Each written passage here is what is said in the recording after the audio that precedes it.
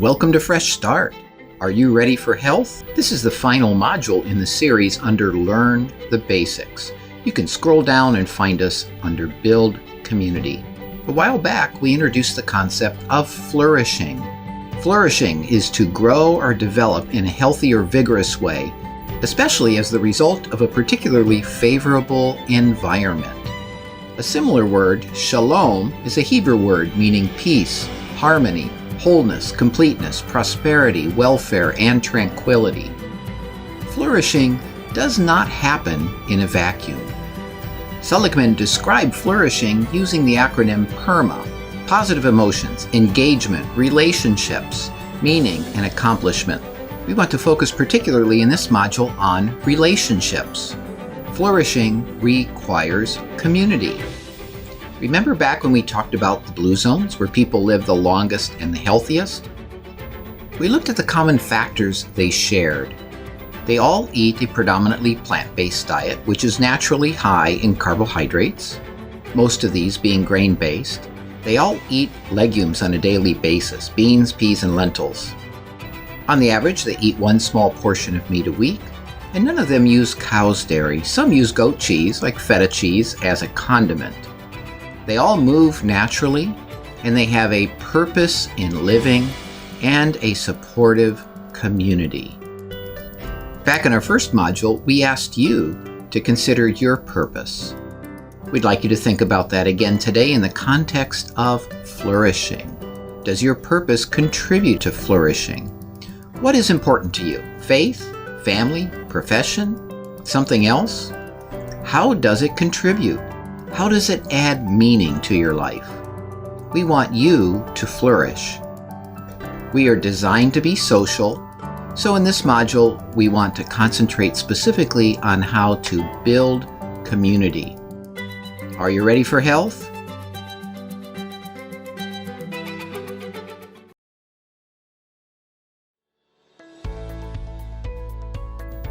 Welcome to Fresh Start. We're talking about flourishing. Central to both the concept of flourishing and shalom is community. So we want to focus on how to build community in this module. We want to encourage you to build community at all levels, from individuals, families, groups such as church or civic or interest groups, community, state, country, and globally. The overarching concept is that golden rule which we all learned back in grade school: treat others the way you want to be treated. It's important for you to nurture relationships. We have been encouraging you to get a buddy. There's reason to this, because two are better than one, because they have a good return for their labor. If either of them falls down, one can help the other up. But pity anyone who falls and has no one to help them up. It's important to value family as a group, as well as individual relationships within and without the family. The quality of our relationships affects the habits that we practice, our level of stress, how well we sleep, how compliant we are with the medications we use, our weight, and our mood. Positive relationships make us happier, less lonely, less stressful. We live longer, we recover more quickly from illness, we experience less pain, and we have a better sense of well-being. Healthy relationships are also associated with increased health maintenance practices, like blood pressure checks and cholesterol checks, as well as physical activity and eating healthy food like those fruits and vegetables. It also helps us decrease cigarette smoking. However, our family and friends can influence us both for good and for bad, and it goes both ways. We can be a good or a bad influence on others just as they are on us. For example, looking simply at the risk of obesity, it's increased for you if your close friend is obese, or if your sibling or spouse is obese. Flip it around, and if you take care of yourself and decrease that excess weight, you're more likely to positively influence those who are close to you. There was a study at Harvard of adult development that began back in the 1930s. They began with a group of Harvard male sophomores, but later expanded the study to include Boston inner-city teenage boys. They were followed for more than 75 years. The study actually continues now, and over time their wives and children were included in the study. Some of the things they identified were very interesting. Those most satisfied in their relationships at age 50 were the healthiest at age 80. People in happy marriages in their 80s reported that they had better mood despite physical pain. And those in unhappy marriages in their 80s felt both more emotional and physical pain. The study found as well that those with warm relationships live longer and happier. Loners often died earlier. Those with strong social support experienced less mental deterioration as they aged, and women who felt securely attached to their partners 2.5 years later were found to be less depressed, happier in their relationships, and had better memory functions. It's important to invest in a relationship both for selfish reasons as well as to positively influence those who are important to us. We need to be kind. We need to listen to one another. We need to open up with one another, to show up when we promise to be there, to be trustworthy, and to be available in those times of need. We also need to work proactively at preempting conflict. That begins with being honest and accepting responsibility when we make mistakes. Avoid unnecessary confrontation. Hold off on that snarky comment. Let others have their opinions as well. And as we talked about in a prior module, we need to practice forgiveness. If you harbor that unforgiveness, you're only hurting yourself. You are keeping yourself in prison. It's like carrying around a backpack of rotten potatoes. So we need to avoid those toxic relationships. If you have them, or if you need help in preventing them, we would encourage you to seek out somebody. A professional counselor or a clergy who's experienced in counseling would be helpful. Studies also show the benefits of pets. Those who have pets have less heart disease risk, their blood pressure and cholesterol levels are lower, they tend to have better cognition, and their mental health is better with less anxiety and depression and loneliness and PTSD. They also tend to socialize more. And pets are very helpful specifically for children.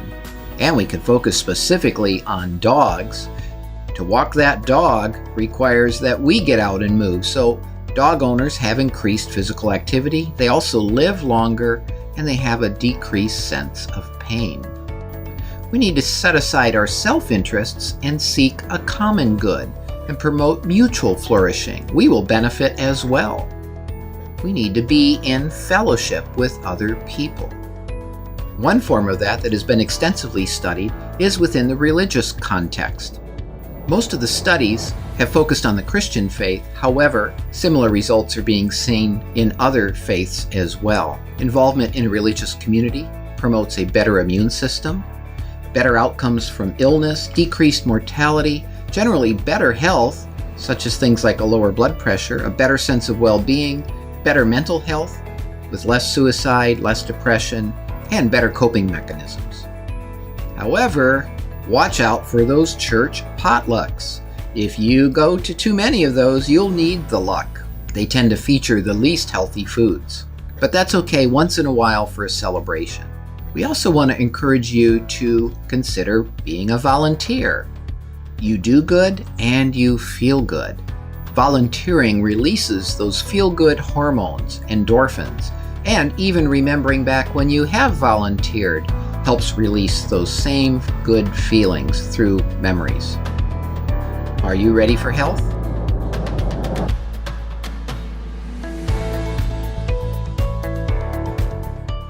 We're talking about flourishing.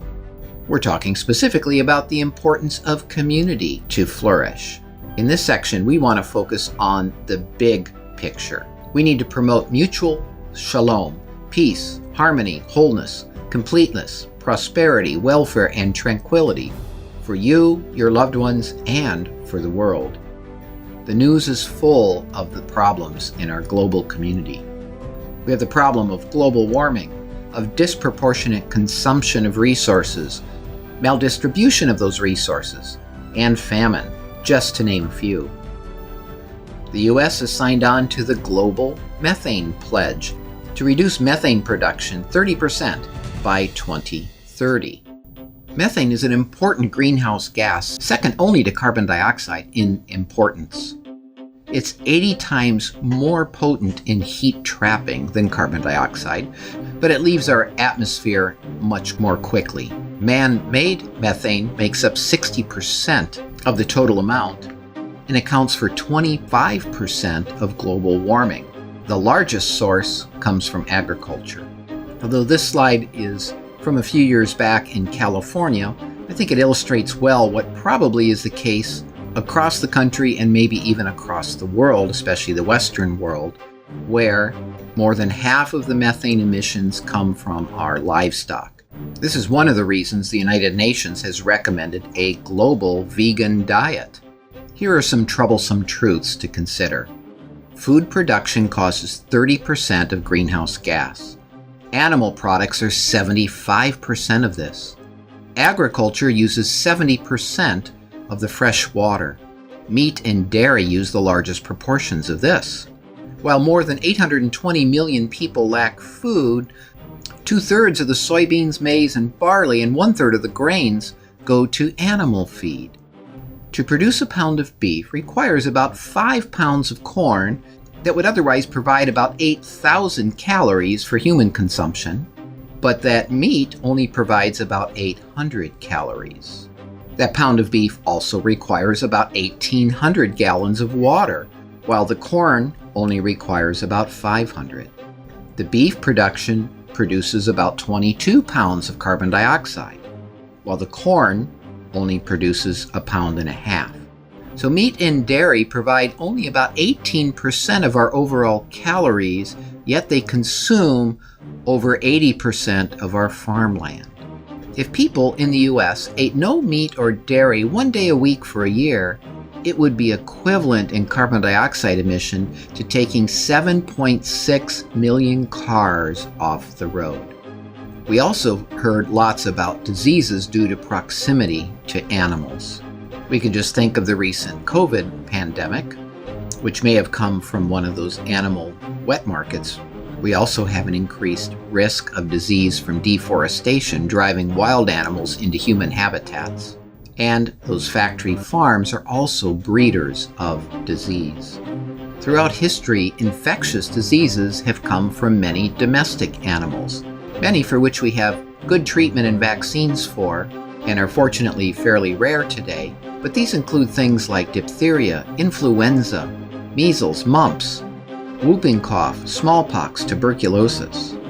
And because we're driving the wild animals from their habitat and bringing them into closer proximity to humans, we have this other list of diseases that throughout history and currently continue to be a problem for us. Then there's the problem of world hunger.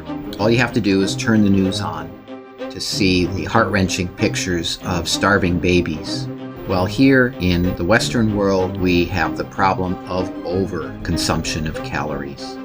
This map, although a bit dated, tells the tale pretty well. Those countries in green have an overconsumption of calories, while those countries in red and orange are at very high risk for lack of nutritious food.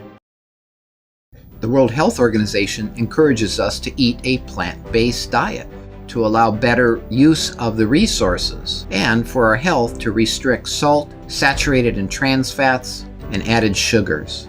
Improving dietary habits is a societal, not just an individual problem, they tell us.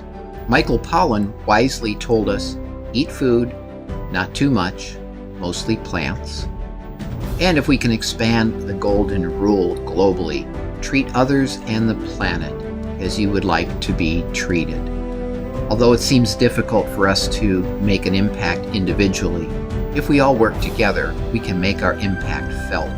As Aristotle pointed out, the whole is greater than the sum of its parts. Are you ready for health?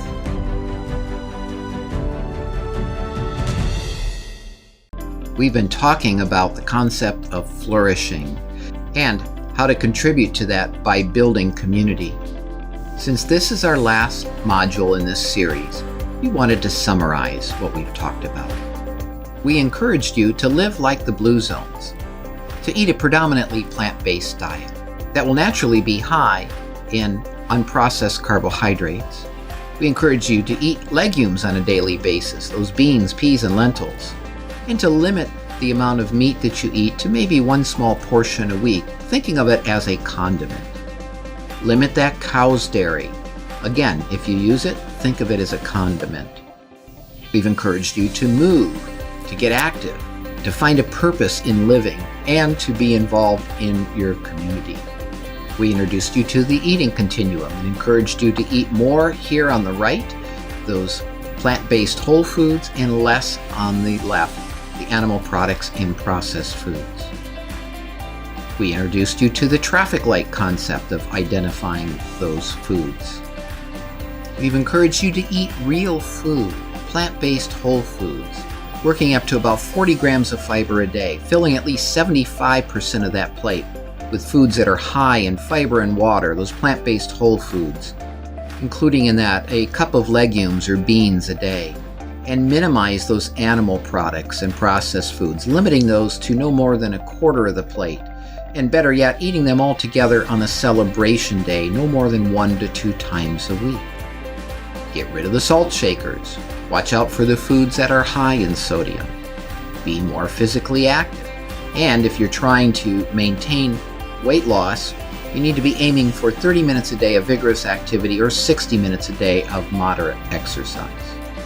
We encourage you to use a stress management technique, to do things in your life that'll help you sleep well, and to be in community. We've encouraged you to get a buddy, and we want to encourage you now to share. Promote shalom. Promote that peace, harmony, wholeness, completeness, prosperity, welfare, and tranquility for you and for the world. And this module, we have another featured recipe, meatless pot roast, which you can scroll down and find. As we have in the other modules, we have a goal sheet for you that's pre-populated. Again, not everything may apply to you, but you might want to print that off or just take out a notebook and write down some goals for you. Then we want you to focus long-term as well. What do you want to accomplish for the long term? Over the next 3 to 6 months, how are you going to make steps in that direction? We'd love to know how you've done. Please feel free to email us, give us some feedback, both positive and negative, so we can do a better job at what we're doing.